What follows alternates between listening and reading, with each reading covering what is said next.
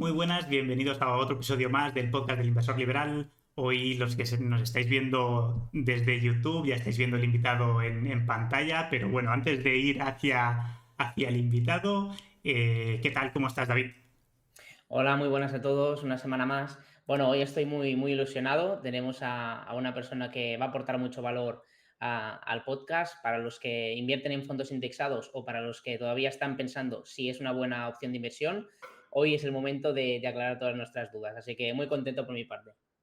Sí, sí, hoy va a ser uno de esos días de masterclass, ¿no? Digamos. Bueno, para los que ya lo veis y para los que no, ahora damos introducción. Tenemos con nosotros a Unai Ansejo. Unai, para los que no lo conozcáis, seguro que conocéis su trabajo, conocéis sus empresas o su background. Es licenciado en Ciencias Físicas, doctor en Economía Cuantitativa y CFA. Ha sido analista en Accenture, gestor de fondos, profesor de la Universidad del País Vasco, más de 20 años de experiencia en el análisis y gestión de fondos y de activos financieros, emprendedor fintech, es decir, bueno, ha gestionado, ha fundado diferentes empresas tecnológicas dedicadas al mundo de las finanzas y la economía. Unai, con tu permiso, si quieres puntualizar cualquier concepto, adelante. Y bueno, para finalizar también es cofundador y co-CEO de Indexa Capital, que es uno de los mayores, por no decir el mayor robo-advisor de España, y también cofundador y actualmente consejero de Bigwater Funds, que es un fondo de inversión de compañías privadas y startups. Ahora sí, ¿qué tal? ¿Cómo estás, Unai? Muy bien, Héctor. Oye, muchísimas gracias por invitarme a los dos. Y nada, la verdad es que ya son muchos años, ¿eh? Así que me ha dado tiempo a hacer cosas. Pero vamos, estoy encantado de estar aquí con vosotros en fin, y de intentar aportar el máximo valor a vuestros oyentes. Genial, genial. Sobre todo el privilegio, el placer es nuestro, sin ninguna duda. Y bueno, agradecerte, como te vamos a agradecer también al final, el que estés aquí con nosotros. Nada, un Bueno, placer. como te decíamos, en el podcast a todos los invitados les hacemos una batería de preguntas que van a nivel un poco más global, que acercan las finanzas personales y la inversión a todo tipo de inversor, a todo tipo de persona, que se las pasamos a todos los invitados, así que si te parece bien, bueno, vamos con ellas. Fantástico. Genial. Bueno, empezamos. Hola, perdona que te interrumpa un momento. Si te está gustando este podcast, por favor te pediría que nos dejaras un buen like y que te suscribieras a nuestro canal de YouTube. Si por el contrario lo estás escuchando a través de las plataformas de podcast, por favor no olvides dejar tu estrellita para que podamos llegar a mucha más gente y seguir creciendo juntos. Que continúe el podcast. Un saludo. Edad. Pues tengo que pensarlo porque esto de hacer años, es 44. Genial. Titulación. Ya lo hemos comentado antes, pero bueno, ahora Sí, saldrá de tu boca. sí, bueno, soy licenciado en Ciencias Físicas y doctor en Finanzas Cuantitativas. Profesión. Pues empresario. ¿Y a qué te dedicabas anteriormente, antes de ser, digamos, empresario? Sí, siempre me he dedicado a temas relacionados con la inversión. Pues el último puesto era muy de inversión, ¿eh? En un equipo de inversión, en una EPSV de empleo, Ujú. ¿Dónde vives actualmente? en Bilbao, ¿Y de dónde eres? de Bilbao. ¿Llevas un control mensual de tus finanzas? La verdad es que mensual no, pero más o menos cada 3 o 6 meses, pues hago un Excel y veo más o menos cómo se están moviendo las cosas. Ujú, Quizá más cada 6 meses. ujú. Genial. ¿Y tienes un colchón de emergencia? Sí, claro. ¿Cuántas fuentes de ingreso tienes en número? Fuentes de ingreso. Bueno, pues además de mi remuneración en Indexa Capital, pues en las inversiones procuro no tener ingresos. ¿A qué me refiero? O sea, no me genero rentas. Pero bueno, cuento con que a largo plazo las inversiones que tengo tanto en Indexa Capital como en Bigwater Funds, en empresas no cotizadas, pues serán otra fuente de ingresos Ujú. cuando quiera materializarlas. Genial, sí, sí. ¿Y ahorras a final de mes? Sí ahorro y vamos, el ahorro pues va dirigido a inversión. Ujú. ¿Qué porcentaje de tus ingresos más o menos dedicas a ese ahorro, a esa inversión? Sí, pues más o menos pues de 100 euros de ingresos, pues aproximadamente igual 25 van a Ujú. ahorro. Y obviamente sabemos que inviertes, ¿no? Pero ¿qué tipología de inversión es tu favorita? Sí, bueno, es por convicción, ¿eh? Toda la parte líquida de mi cartera, la que va destinada a mercados financieros, pues está en Indexa Capital con fondos, carteras de fondos indexados. Luego tengo una parte que está en EPSVs, en carteras de EPSVs, que es para la parte donde, pues bueno, para hacer esa deducción fiscal que se puede hacer. Y luego, pues la parte no líquida, la parte, digamos, en empresas privadas, pues esta la tengo a través de Big Water Funds, en empresas pues, de perfil tecnológico y no cotizados, ¿no? Ujú. Con los fondos que sacamos en Big Water Funds. Genial. ¿Y sabrías decir cuál fue tu primera inversión? ¿Podrías decir Mi primera inversión, bueno, pues un depósito, no sé si eso cuenta como sí, inversión o no, al fin y al cabo? pues sí, lo primero que hice fue un depósito a un año. Ujú. ¿Y cuál ha sido tu inversión más rentable? A título personal, ¿verdad? Ujú, sí. Porque cuando trabajas para muchos clientes, pues la inversión que hice inicialmente fundando Indexa Capital, claro. Genial, sí, sí, totalmente. Nos movemos un poco de mercado. ¿Qué consideras que es mejor o qué prefieres, alquiler o hipoteca? Alquiler o hipoteca, yo lo que creo es que es una decisión muy personal, ¿eh? Y en mi caso, lo que hice en su día, estuve de alquiler hasta que decidí comprar y hacer una hipoteca. Ujú. Así que yo diría que las dos y cada uno tiene su momento en el que decide pasar de una a otra. Sí, totalmente. Obviamente, hipoteca has pedido, pero ¿alguna Mm. vez has pedido algún préstamo personal?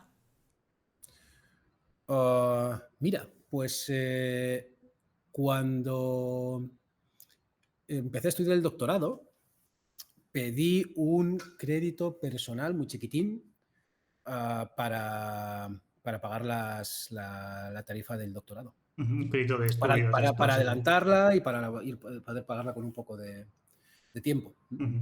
Genial, sí, sí. Pasa muchísima gente por ahí, así que sí, sí. ¿Has alcanzado la libertad financiera Sí, y consideras que eres feliz? sí. Genial. Bueno, pues hasta aquí la batería de preguntas. Muy bien, Perfectísimo. superado con éxito entonces la batería de preguntas. Bueno, y ahora ya para que te puedas explayar un poquito más sobre quién es Unai, pues te cedemos la palabra si quieres apuntar alguna cosa de las que hemos dicho, adelante.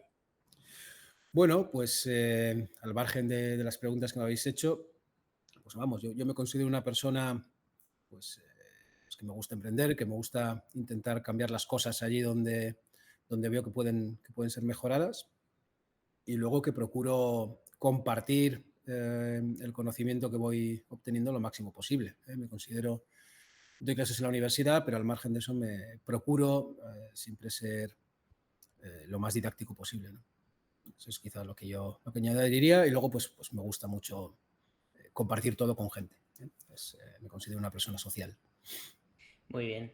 Realmente en las redes sociales, pues la gran mayoría de inversores conocen lo que es Indexa Capital, pero nos gustaría escucharlo de tu propia voz, del fundador de Indexa, ¿qué es exactamente? Fantástico. Pues Indexa Capital es el gestor automatizado líder en España. Y lo que ofrecemos a clientes son carteras, gestión de carteras de fondos indexados y de planes de pensiones indexados. O sea, al final, cuando alguien tiene que invertir, pues hay diferentes opciones y nosotros pensamos que la más sencilla y la que más conviene a la mayoría de la gente es delegar la gestión, eso sí, con un coste muy bajo. Es procurar hacerlo a través de fondos indexados y luego que este coste de gestión de cartera que cobra Indexa, pues que sea lo más limitado posible y que en la medida de lo posible vaya bajando año tras año. Hablando precisamente de esos costes, es una cosa que queríamos preguntar. Ahora mismo sabemos, bueno, en la inversión en fondos indexados hay diferentes tipologías de costes, los costes de gestión, del propio de RoboAdvisor, etcétera, etcétera. Entonces, ahora mismo Indexa, ¿qué costes tiene? Bueno, pues tú cuando te abres una cartera de fondos indexados, abres simultáneamente una cuenta de efectivo y una cuenta de valores en un banco custodio. Entonces, Indexa es el que selecciona las inversiones y gestiona esa cuenta, y el banco custodio es el que tiene la cuenta de efectivo y la cuenta de valores. Entonces, básicamente hay 3 costes distintos. Uno es la comisión de gestión de cartera que cobra Indexa, y esta es un escalado que va en función de tu patrimonio y que de media hora está en el entorno de 0,29 en media. ¿Por qué? Porque empezamos en 0,43, vamos hasta 0,15, pero luego hay invitaciones, por cada invitación que haces, el invitador y el invitado recibe 10.000 euros en comisiones de gestión durante un año. En fin, la media de todo eso está en torno al 0,30, cerca del 0,30. Luego está la comisión de custodia, que actualmente es de 0,10 masiva, es decir, 0,12. Y luego, por último, está la comisión de los fondos que forman parte de tu cartera, ¿no? Pues si tienes una cartera, por ejemplo, tendrás 9 fondos de inversión como parte de esa cartera, y la comisión media de estos fondos indexados es muy baja y está en el entorno del 0,08%, 0,09%. Si sumas todo, pues sale una comisión media del 0,5%. Que, en fin, que si esto se compara con lo que suelen cobrar fondos por ahí o contratos de gestión discrecional, pues nuestra estimación es que es un 80% menos que la media. Pero bueno, es de ese orden de magnitud. Sí, no, realmente la estructura de costes, bueno, está bien explicarla porque realmente intervienen varios, quizá, ¿no? Varios puntos en la transacción. Realmente nos preguntan muchas veces si la inversión en fondos indexados es para todos los públicos, ¿no? Nos dicen, bueno, con mi perfil de edad me conviene la inversión en fondos indexados. Entonces, yo te quería preguntar eso, precisamente, si hay un público objetivo, si le conviene a todo el mundo y un poco el target de persona que es promedio que suele invertir. Sí, para todo el mundo no es. Hay una primera pregunta que es que hacemos nosotros. Lo primero que haces cuando entras en indexacapital.com es responder a una serie de preguntas. Bueno, pues la pregunta es ¿qué rentabilidad buscas? Y hay una de las respuestas que es me da igual la rentabilidad, pero no quiero perder en ningún caso, ¿no? Pues bueno, para ese tipo de inversor no es Indexa, ¿no? Directamente no te deja pasar, te dice pues que vayas a buscar un depósito, que busques una cuenta corriente o en fin. Porque Indexa, incluso el perfil más conservador, pues está sujeto a movimientos de mercado. Entonces, dentro de que seas un inversor que está dispuesto a asumir riesgos, lo cual significa haber pérdidas en el corto plazo, pues ahí así es para todo el mundo, ¿eh? Y lo tengo muy claro. Bueno, hay otra persona para la que no es para aquella que no tenga en efectivo, por lo menos 6-8 meses de gastos fijos, esa persona todavía no tiene que empezar a invertir, ¿no? Pues bueno, sujeto a que tienes ese dinero y además eres una persona que está dispuesta a asumir riesgos y ver pérdidas por el camino, pues entonces sí es para ti. En función de tu perfil, más conservador, más agresivo. Cuanto más conservador, pues menos rentabilidad esperada y menores serán las caídas en los momentos negativos. Y al revés, cuanto más agresivo, pues a largo plazo mayor rentabilidad esperada, y cuando vengan mal dadas, pues la pérdida será más significativa. Y dicho eso, es para todos, ¿eh? Porque es una inversión diversificada, no está concentrada, lo cual significa que algo menos riesgo tienes que invirtiendo en acciones directas. Y por otro lado, es de bajo coste, ¿eh? Y si eres un inversor de largo plazo, reducir costes tiene que importarte mucho. Claro, realmente la inversión en fondos indexados, nosotros, tanto bueno, como Héctor como yo, invertimos en ella, siempre la hemos potenciado porque nos parece muy interesante. Bueno, también me gustaría remarcar el punto ese que has dicho de no es para aquella gente que no tenga 6-8 meses de ingresos, de gastos cubiertos, porque realmente también nosotros también lo comentamos mucho, ese colchón de emergencia que primero que tenemos que construir para, bueno, para esos posibles desvenimientos futuros. Bueno, que tenemos que tenerlo, ¿no? Entonces, a partir de ahí empezamos a construir una cartera de inversión. Los fondos indexados son una alternativa. Dentro de esa cartera de inversión, los fondos indexados se situarían en la parte de gestión pasiva. ¿Cuándo podemos también unirnos a la gestión activa? Es decir, ¿se pueden combinar? Depende del perfil. ¿Cómo recomendarías tú, Unai? Sí, se pueden combinar. Yo soy un convencido de que de que conviene que la gran mayoría de la cartera sean fondos indexados. Yo tengo todo, o sea, no tengo fondos de gestión activa en mi parte líquida, ¿no? Pero yo puedo entender que haya personas que quieran, ¿no? Entonces, lo que nosotros contamos es que hay una parte de tu cartera que se llama pues, la parte del play money o dinero para jugar, o sea, inversiones que por la razón que sea te gusta hacer y te gusta seguir, pues que para un porcentaje de la cartera, pues, que hablamos entre el 10 y el 20%, pues puedes hacer otras cosas, ¿no? Y bien sea pues gestión activa, en mi caso son activos ilíquidos, empresas no cotizadas, pero cada uno tiene lo que le gusta, ¿no? El dinero tiene una parte lúdica, no solamente, o sea, ya que lo tienes, pues además hacer cosas que te gusten. Y dentro de ese ámbito, pues hay personas donde les gusta invertir en empresas en directo y hay otros que les gusta seguir como el gestor X intenta batir a los índices, ¿no? Que ya el que ha mirado muchos datos, pues sabe que es poco probable, porque la mayoría no lo consiguen, pero en fin, puede estar ahí, ¿no? Y puede Eso está, ¿no? Para, para que intentarlo. jueguen. Claro, Sí, sí. bueno, sí, para intentarlo, ¿no? Sí, sí, sí, totalmente. Y bueno, también por hablar de lo que estamos hablando de los productos de Indexa, si no estoy fuera de lugar o me falta información, creo que Indexa no invierte actualmente en materias primas ni en moneda, ¿no? Por qué es esta situación? Sí, Indexa está pensado para invertir a muy largo plazo, a largo plazo. Y todos los activos que están en cartera tienen que estar pensados para estar ahí a largo plazo, ¿no? Porque nosotros no vamos a meter un activo y luego sacarlo. O sea, porque las carteras son básicamente comprar el mundo y dejar que el mundo vaya generando y quedarte parte de ese crecimiento.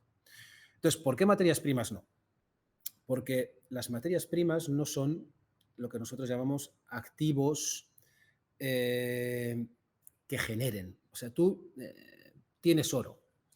Dentro de 20 años tendrás el mismo peso en oro que tenías ahora. No vas a tener nada más.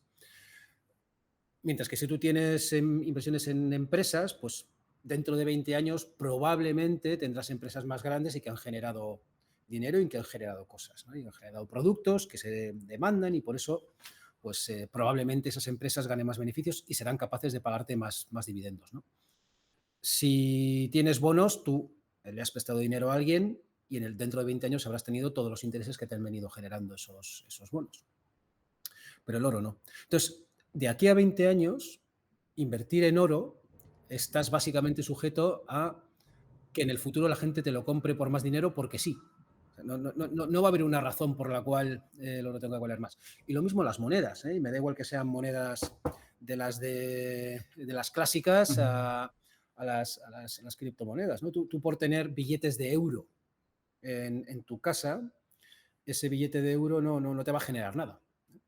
Dentro de 20 años tendrás el mismo billete de euro ahí guardado, ¿no? Así que por esta razón nos centramos en los activos productivos. Podríamos tener, por ejemplo, en Estados Unidos se lleva mucho el tema de tener real estate o inmobiliario o centrar en inmobiliario, pero ahí nosotros somos muy indexados, tenemos mucha esa visión y decimos ya los índices ya tienen el peso que deben tener en empresas inmobiliarias, con lo cual ya estamos expuestos también a la parte del sector inmobiliario recogido en los mercados públicos. Así que por eso no tenemos materias primas. Una explicación detallada, sí, sí, genial. Y también por preguntar, hablando también de los productos de Indexa, ¿no? Todos los que tenéis son de acumulación, ¿no? ¿Por qué no incluís fondos de reparto y precisamente cómo se gestionan esos dividendos en los fondos de acumulación? Sí, entonces los fondos de acumulación, para aquellos que no lo sepan, son fondos que no pagan dividendos. Entonces, si el fondo invierte en acciones que sí pagan dividendos, que es lo normal, entonces esos dividendos que se van cobrando dentro del fondo se van reinvirtiendo, se van comprando más participaciones de las empresas que forman parte del índice que siguen estos fondos. Entonces, nosotros elegimos clases que no pagan dividendos para que tú decidas cuándo quieres pagar impuestos. Porque tú cuando recibes el dividendo de un fondo de inversión, tributas. pero tú siempre puedes simular el pago de un dividendo reembolsando.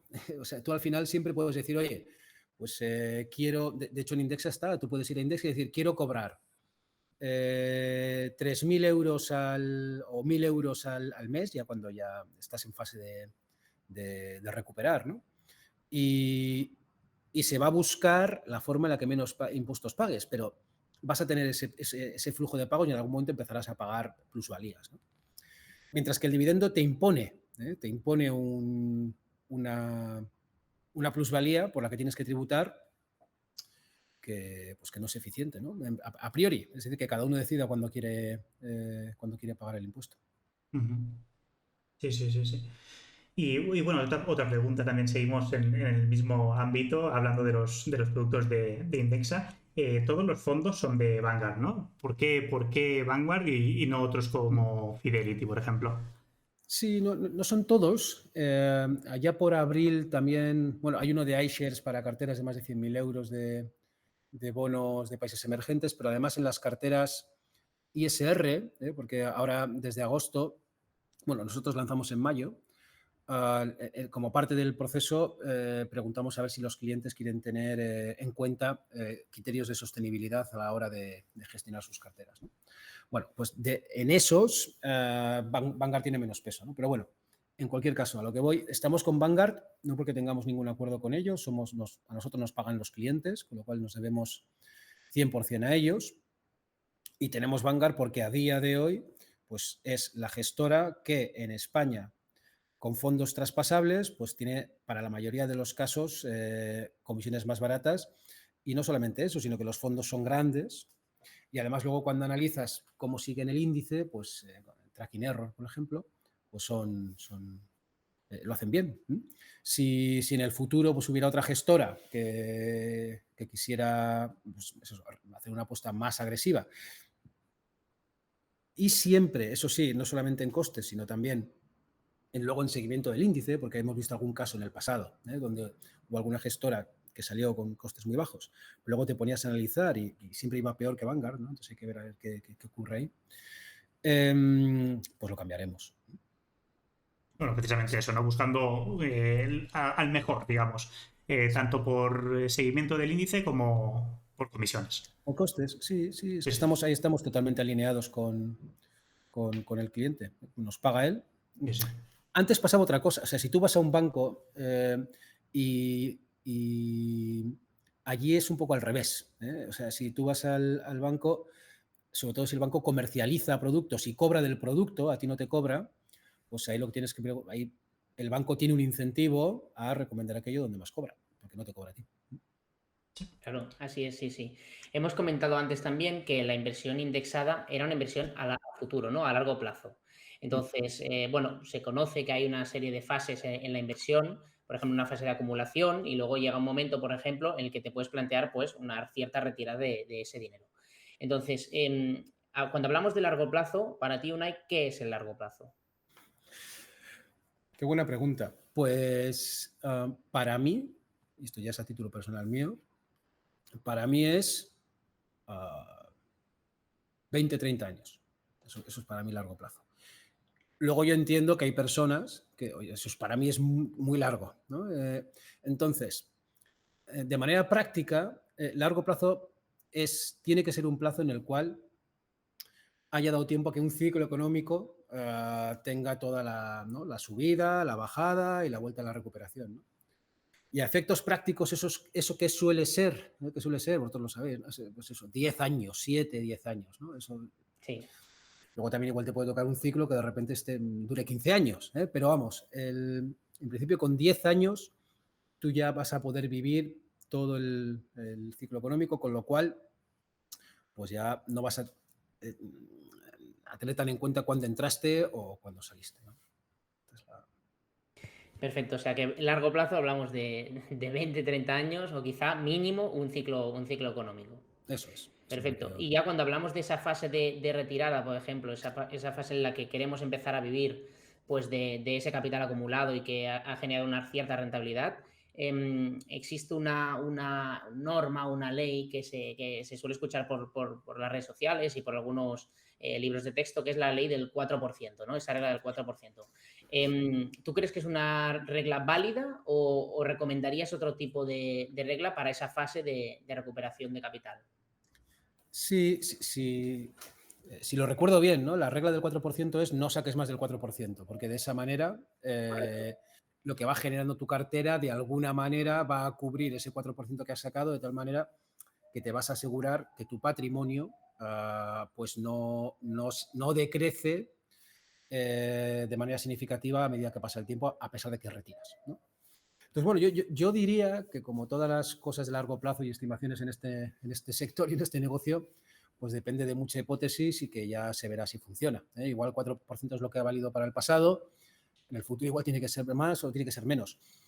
De manera intuitiva, si tú vas a retirar un 4, con que consigas sacar un 4% a tus activos a largo plazo, pues ya te vas a quedar igual. ¿Es razonable pensar que vas a obtener un 4% en tus activos a largo plazo? Ahora sin duda, ¿eh? O sea, ahora ya que los tipos de interés empiezan a subir y que un 4% pues, es bastante probable, ¿eh? A largo plazo. Así que yo diría que sí, es razonable, pero si alguien me dijera no, no es un 4, tiene que ser un 3 o, tiene que ser, o puede ser un 5, pues le diría, oye, pues probablemente también, ¿eh? Sí, bueno, es una típica regla que se Sí, suele sí. comentar para intentar ayudar un poquito a hacer ese ejercicio, ¿no? Luego también nosotros comentamos mucho acerca también de la inversión en dividendos, que últimamente hay un cierto debate en las redes sociales, sobre todo en Twitter, entre contraponer la inversión en dividendos con la inversión en fondos indexados. El argumento es que la mentalidad es un papel fundamental en las inversiones. Entonces, la inversión por dividendos te está generando esas rentas, tú estás viendo ese crecimiento y estás percibiendo unas rentas que te están permitiendo costear un nivel de vida o aumentarlo en caso de que así lo quieras. ¿Cómo combatiríamos esa contrapartida de los fondos indexados? Sí, a ver, yo entiendo, ¿eh? La verdad es que entiendo ese argumento que se da de ayuda a combatir las caídas porque tú vas viendo que tienes el mismo número de participaciones y además recibes un dinero cuando recibes el dividendo. Pero yo lo que haría es intentar explicar y ir un paso más allá, ¿no? Que es un poco lo que comentaba al principio de la conversación. Tú puedes replicar con tus fondos indexados, si quieres, un ritmo de pagos que tú quieras recibir, ¿eh? Es verdad que es una venta, pero es que a todos los efectos económicamente es lo mismo, ¿no? Entonces, y a cambio decides tú cuándo quieres pagar el impuesto y cuándo no, y cuándo decides el ingreso y cuándo no. Entonces, para mí, desde un punto de vista económico-financiero, es superior la opción de no pagarse dividendos y tú decidir. Desde un punto de vista psicológico, pues hombre, cada uno es como es, ¿eh?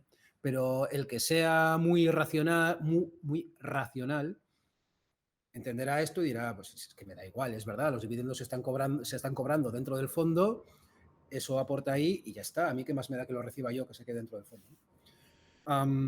Y el que es un poquito, pues quizá más irracional, pues igual esto le sirve, pero yo aún así le explicaría. Le diría, oye, mira, que no, o sea, que eso se está recibiendo igual, que es tuyo, y esa sensación de bienestar por recibir el dividendo que te hace estar mejor y que pues, lo puedes Sí, es un extraer. poquito, potenciar ese interés compuesto, ¿no? Que de esa forma que se perdería una cierta parte con el pago de impuestos, pues con los fondos indexados, Además, claro, eso es. claro, Además. sí, sí, sí. Está claro, sí, sí. Muy bien, y viendo la situación actual de tanto los mercados como cómo están los tipos, etcétera, ¿tú personalmente aconsejarías entrar ahora a los mercados, por así decirlo, o esperar un poco que se calmen las aguas y Esta dejar es, un poco... esta es la pregunta del millón. Sí, realmente sí, Y totalmente. la pregunta del millón, y la he respondido tantísimas veces. Mira, muy pocas veces me ha pasado que los clientes me digan, jo, qué buen momento parece ahora para invertir. Pues eso, ¿no? La cantidad de años que llevo. Y lo normal es que parezca siempre que no es buen momento para invertir. Eso es lo que, y además por diferentes causas. Entonces, ahí la respuesta que hay que dar porque lo que sí hay que hacer es invertir. Entonces ahí a mí la pregunta que más me gusta es, oye, ¿invierto ahora, más tarde o de manera periódica? Entonces, yo lo que le diría a la gente es, racionalmente lo mejor es invertir lo que tienes todo de golpe ahora. Porque cuanto más tiempo has invertido, pues mayor es la rentabilidad esperada. Esa es la teoría. Ahora bien, te puede perfectamente tocar que al mes siguiente hay una pandemia y pierdes un 30% de un día para otro, no duermes y sacas el dinero. Y dices, me he equivocado, oye, me vuelvo al depósito, esto no es para mí, ¿no? Y a los 5 años, cuando se te olvida, vuelves a hacer lo mismo. Entonces, como de ese tipo de gente hay poca, lo que mejor tolera la mayoría de la gente es marcarse un plan, decir, oye, pues voy a ir invirtiendo periódicamente de esta manera, cada uno tiene la suya, vas a saber que por el camino va a haber momentos mejores y momentos peores, es así, pero si marcas el plan, entonces pues hay que procurar ver siempre el vaso medio lleno, ¿no? Entonces, si el mercado empieza a subir, qué bien por el dinero que ya he invertido, ¿eh? El que estás invirtiendo ahora lo estás invirtiendo más caro, pero te fijas en el vaso medio lleno. Y si empieza a caer, dices, joder, qué bien que el dinero que me queda por invertir ahora, pues lo voy a invertir a un precio más bajo. Me estás perdiendo sobre el anterior, pero... Y si ves el mundo de esa manera, pues estarás, yo qué sé, más contento con tu inversión y además estás promediando, ¿eh? No vas a entrar en el mejor ni en el peor. Y ya acabó la contestación. Quería sacar hay un estudio muy interesante que es el estudio de Bob el afortunado y Bob el desafortunado. Haces un estudio que si tú coges 40 años de inversión en Estados Unidos y comparas dos señores, uno con buenísima suerte, que siempre elige el momento más bajo del año para invertir $10.000, y otro el señor con malísima suerte, que siempre elige el peor momento del año para invertir los $10.000. Y les dejas 40 años invirtiendo $10.000 cada año y comparas la rentabilidad que han tenido, el dinero que tienen pasados los 40 años. Bueno, lo sorprendente de este análisis es que si comparas el porcentaje de rentabilidad, uno obtiene un 7,9 y el otro un 7,3, una cosa así. Es totalmente irrelevante. A efectos de dinero es mucho, ¿eh? O sea, pues uno, no sé, acaba millonario y el otro un poco menos millonario. Pero los dos millonarios invirtiendo $10.000 al año, ¿no? Y esto ocurre porque si tú vas invirtiendo y lo mantienes, pues a largo plazo haber tenido muy buena suerte o muy poca suerte en el momento de la inversión es poco relevante. Y al fin y al cabo nos quedamos con esto, que al fin y al cabo el intentar hacer un poco de market timing si tu inversión es a largo plazo es bastante absurdo prácticamente, porque... Sí, no impacta mucho y además es que no lo vas a hacer bien. Es que no, o sea, si lo haces bien es por suerte, pero lo normal es que como vas a estar mirando y vas a estar intentando decidir si es el buen momento, vas a ir con el retrovisor siempre mirando y vamos, la mayoría no lo hace bien. Está estimado, ¿eh? De media entre un 1 y un 1,5% de menos rentabilidad que tienen los inversores eligiendo cuándo invertir. Así que, Sí, totalmente. Mm. Muy bien, pues yo creo que con esto sería todo. Nos quedamos con el mensaje que comentabas también de que, bueno, no sirve estar mirando el retrovisor para hacer una inversión realmente. Según la estadística y la media en los mercados hasta ahora ha funcionado de una forma y por qué complicarse mucho más. No sé si nos dejamos algo más si quieras añadir, Unai. Bueno, no, yo creo que hemos tratado muchos temas y en fin, yo lo que sí, animar a todo el mundo a que procuren leer. O sea, hay muchas personas, ¿no?, que el tema de las finanzas les genera pereza, rechazo y no es tan difícil. Eso es lo que quiero decir. Ese sector tiene un aura, ¿no?, de misticismo y de dificultad, que unos pocos gurús saben qué hay que hacer y cómo hay que hacerlo. Yo creo que eso es falso. Las cosas que se pueden hacer bien son pocas, así que esas pocas se pueden aprender rápido. Y esto es lo que yo recomiendo a la gente que lo miren, que analicen y verán que al final es hacer pocas cosas de manera razonable. Y con eso ya te va a ir bien. Muy buen mensaje. Yo creo que realmente el podcast está muy interesante. Nuestro objetivo era acercar un poquito la inversión en fondos indexados, bueno, de la voz precisamente de un profesional del sector. Creo que lo hemos conseguido. Muchas gracias, Unai, por la participación. Y bueno, Héctor, si quieres, puedes cerrar el podcast. Muy bien, pues nada, lo que decíamos, agradecer sobre todo a Unai por haberse prestado a venir aquí con nosotros a comentar y acercar lo que decíamos de tanto los fondos indexados, también como hablando de las comisiones, bueno, haciendo un poco de retrospectiva de todo lo que hemos ido hablando, las comisiones que cobran las diferentes plataformas o concretamente Indexa. Y bueno, poco más que añadir, con esto me quedaría. Muchísimas gracias, Unai, y a los oyentes nos vemos en el próximo episodio. Muchas gracias. Gracias a los dos. Hasta Hasta luego. luego.